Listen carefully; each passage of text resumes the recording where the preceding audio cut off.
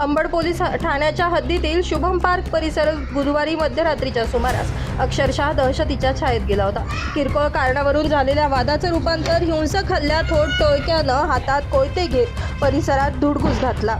चारचाकी वाहनाच्या काचा फोडत एका युवकावर धारदार शस्त्रानं वार करण्यात आल्याची धक्कादायक घटना रात्री 11:30च्या सुमारास घडली। या प्रकारामुळे परिसरात मोठी खळबळ उडाली असून नागरिकांमध्ये भीतीचं वातावरण निर्माण झालं होतं।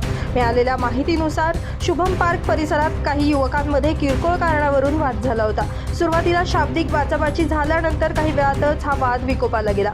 संतप्त झालेल्या टोळक्यानं हातात कोयते घेत परिसरात दहशत माजवण्यास सुरुवात केली। आरोपींनी एका चारचाकी वाहनांवर हल्ला चढवत वाहनाच्या काचा फोडल्या। यावेळी परिसरात मोठा गोंधळ उडाला। दरम्यान टोळक्यानं एका युवकावर कोयत्यानं वार केल्याची माहिती समोर आली आहे। जखमी युवकाला तातडीनं उपचारासाठी रुग्णालयात दाखल करण्यात आलं। घटनेनंतर परिसरातील नागरिक घराबाहेर पडले असून काही काळ तणावपूर्ण वातावरण निर्माण झालं होतं। घटनेची माहिती मिळताच अंबड पोलिसांनी तातडीनं घटनास्थळी धाव घेत परिस्थिती नियंत्रणात आणली। पोलिसांनी या प्रकरणात तत्पर कारवाई करत 2 संशयितांना ताब्यात घेतलं। तसेच परिसरात दहशत निर्माण करणाऱ्या टोळक्यांविरोधात कठोर भूमिका घेत पोलिसांनी संबंधितांची शुभम पार्क परिसरातून धिंड काढली।